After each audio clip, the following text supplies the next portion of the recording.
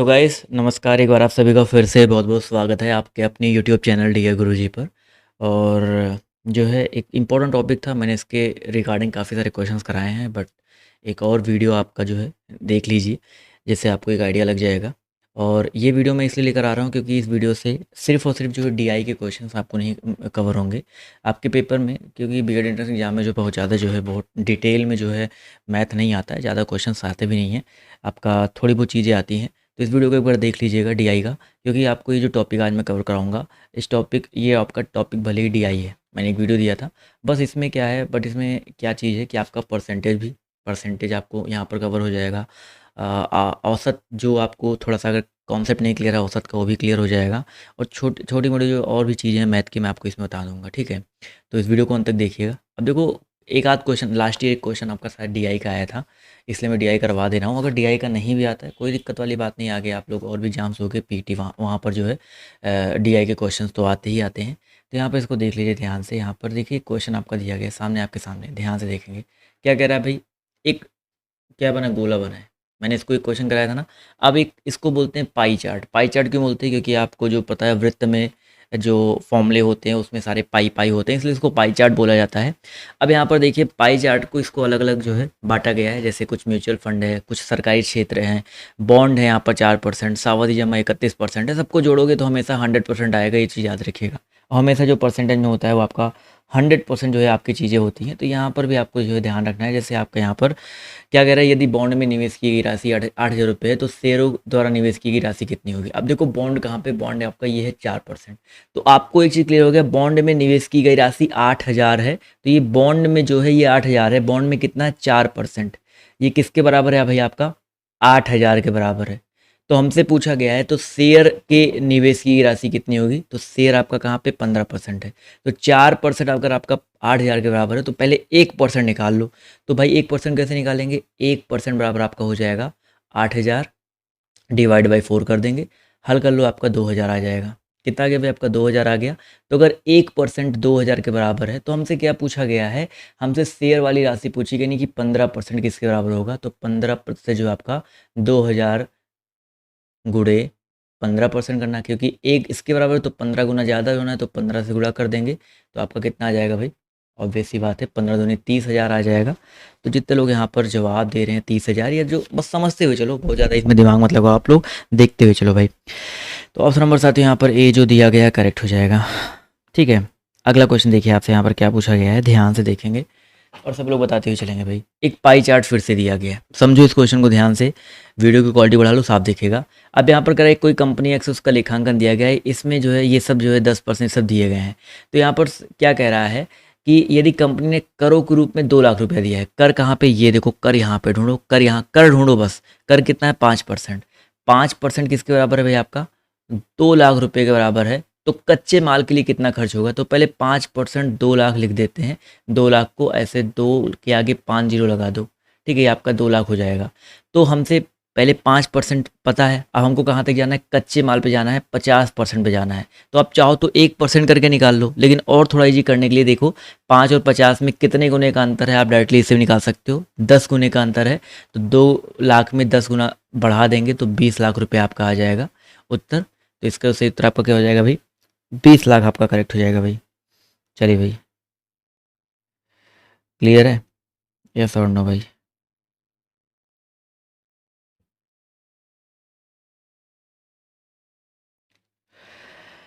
अगला क्वेश्चन देखिए आपसे यहाँ पर क्या पूछा गया भाई।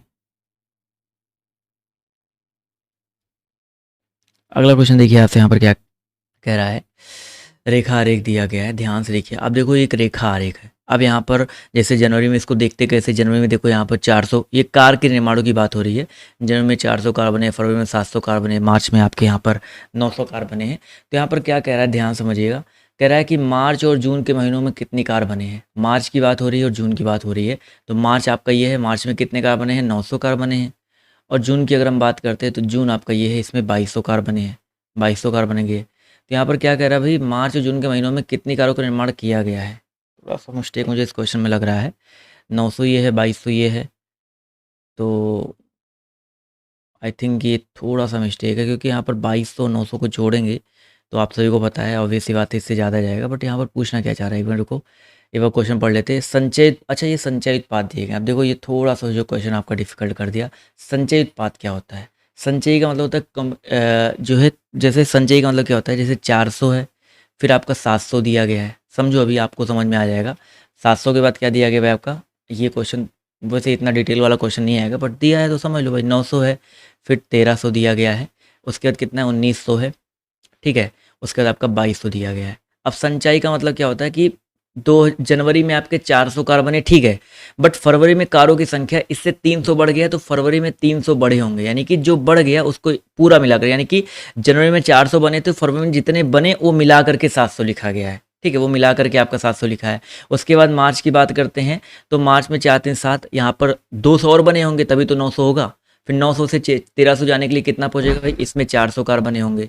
इसके बाद 1300 से हम लोग 1900 में जाएंगे तो टोटल आपके 600 कार बने होंगे। ऑब्वियस सी बात है भाई, 13 6 1900 होता है, 600 कार बने होंगे। और बाद में बात करते हैं यहाँ पर 1900 से 2200 पहुँचने के लिए हमको 300 कारों की जरूरत है, तो आपका जून में 300 कार बने होंगे। तो हमसे पूछा गया जून और मार्च, तो जून में 300 बने हैं, मार्च में देखो, जनवरी मार्च में 200 बने हैं, तो 200 और 300 मिलकर आपका कितना हो जाएगा भाई? आपका 500 कार बनेंगे मार्च में और जून में मिला करके, ठीक है। संचयी कार दिया गया था भाई, ठीक है।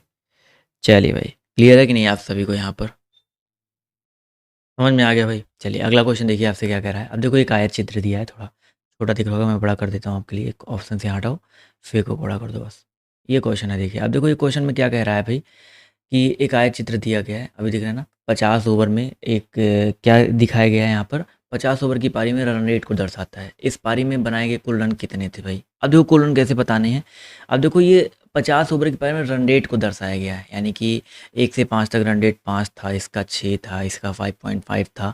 अब देखो ये थोड़ा सा जो क्वेश्चन कैसे समझेंगे, इस क्वेश्चन में थोड़ा सा जो है बड़ा क्वेश्चन मान सकते हो इसको, कि भाई 5 ओवर में अगर रन रेट 5 का था, रन रेट का मतलब क्या होता है कि औसत उसका जो है 5 का था, तो 5 ओवर में 5 गुणे 5 कर दो तो आपके 25 रन बने। यानी कि भाई रन रेट का मतलब होता है कि हर ओवर में लगभग 5-5, लगभग नहीं, एग्जैक्ट 5-5 रन बने हैं। तो इसका मतलब क्या है कि आपका 5 ओवर में 25 रन बना। अब रन रेट का मतलब ऐसे हो सकता है ना कि मान लो जो है किसी में 6 बना, और उसको कवर करने के लिए अगले में 10 बन गया, तो 2 मिला करके 10, 2 ओवर में 10 रन बने, यानी कि 5-5 रन तब बने ना 2 ओवर में, यही है। तो जब भी रन रेट दिया जाए, औसत दिया जाए, तो 5 ओवर में अगर उसका औसत 5 है तो मल्टीप्लाई उसको कर देंगे तो उसका कुल योग आ जाएगा, ऐसे समझते हैं। इसी तरह यहाँ पर 6 से 10 ओवरों में 6 का रन रेट है, तो 6 गुणे 5 कर, क्योंकि 6 से 10 का मतलब होता है 5 ही ओवर तो है ना भाई, 6 गुणे 6 5 कर देंगे तो आपका 30 रन बन जाएगा। 11 से 20 ओवरों में 505 गुणे 5 कर देंगे, 505 गुणे 5 कर देंगे तो कितना आ जाएगा? हम 55 गुणे 5 किया गया बेसिकली आपका देखा जाए तो 55 2 27, तो 27.5 आ जाएगा।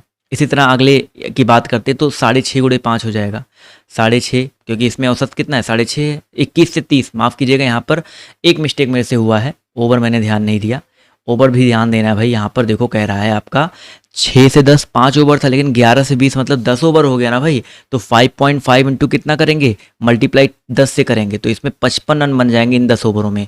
अगला भी यहाँ पर देखो 10 ओवर का दिया गया है, तो 6.5 मल्टीप्लाई बाई 10 करेंगे तो आपका 65 रन बन जाएगा। इसी प्रकार फिर से 31 से 40 आपका दिया गया, 10 ओवर दिया गया है, औसत कितना है? 6 है, तो 6 गुणे 10 कर देंगे तो कितना रन बन जाएगा भाई? 60 रन बन जाएगा। और आगे की बात कर देखो 41 से 45, यानी कि 5 ही ओवर है, तो 7 गुणे कितना कर देंगे भाई? 7 यहाँ पर था रन रेट, तो यहाँ पर 5 से मल्टीप्लाई कर देंगे, क्योंकि ओवर 5 ही थे, तो 7 5 35 हो जाएगा। उसके बाद यहाँ पर 46 से 50 दिया गया 5 ओवर, तो 5 गुणे 8 कर देंगे तो कितना आ जाएगा भाई? आपका 40 आ जाएगा। इसको हल कर लेते हैं तो कितना आ जाएगा? 5 5 10, 5 15, 5 20 हो गया भाई। 2 शेषफल आया था, 2 2 4 3 7 5 12 6 18 6 24, 24 4 28 3 31, तो आपका उत्तर कितना आ जाएगा भाई? 310 आ जाएगा।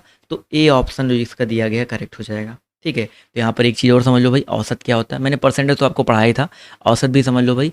औसत बहुत इंपॉर्टेंट क्वेश्चन है, अगर आपके पेपर में आता है तो औसत का मतलब सिंपल इतना समझो कि अगर 5 राशियाँ दी गई हैं, जैसे 5 दिया है, 6 दिया है, 9 दिया है, 3 दिया है, 2 दिया है, तो इनका अगर औसत पूछा है निकाले तो कैसे औसत निकालेंगे? तो इनको जोड़ लो, 5 + 6 + 9 + 3 + 2 और डिवाइड बाई जितनी राशि हो, 1 2 3 4 5 राशि हो, 5 से भाग दे दो, इसका जो है औसत आपका, इसका आंसर जो है आपका औसत आ जाएगा। इसी तरह अगर मान लो दिया गया है कि 10 वस्तुओं का औसत दिया गया है, अगर आपसे दिया है 10 वस्तुओं का औसत, मान लीजिए आपका दिया है कितना भाई?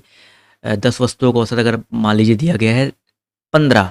तो आपसे 10 वस्तुओं का अगर योग पूछा जाए, ऊपर वाला जो योग है इसको निकालने के लिए बस 15 गुणे 10 कर देंगे, आपका जो उत्तर है आपका आ जाएगा। इस तरीके से औसत निकालते हैं, ठीक है। इसके अलावा साथियों एलसीएम एचसीएफ में याद रखिए, अगर आपका पेपर में एलसीएम एचसीएफ से क्वेश्चन आता है तो एलसीएम एचसीएफ से कैसे क्वेश्चन याद रखना भाई। एक तो फॉर्मूला याद रखना है कि एलसीएम गुणे एचसीएफ, गुणे एचसीएफ बराबर कितना होता है भाई आपका, पहली संख्या गुणे दूसरी संख्या, पहली संख्या गुणा कितना होता है भाई, दूसरी संख्या होता है। इससे एक क्वेश्चन आपका पेपर में बन सकता है, हर बार बनता है। छोटे मोटे क्वेश्चन आते हैं, बहुत बड़े नहीं आते भाई।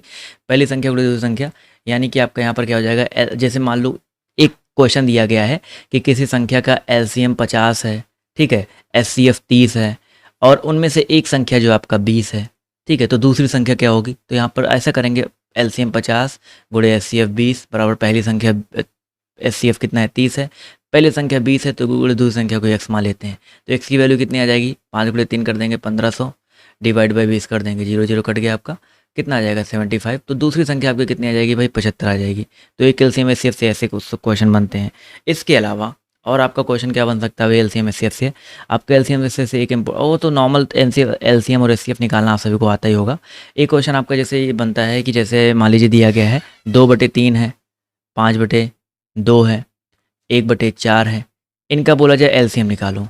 तो इनका एलसीएम कैसे निकलेगा, तो ये जो ऊपर संख्याएं दी गई 2 5 1, तो क्या करेंगे 2 5 1 का एलसीएम लिख देंगे, ठीक है, और डिवाइड बाई कर देंगे 3 2 4 का एचसीएफ।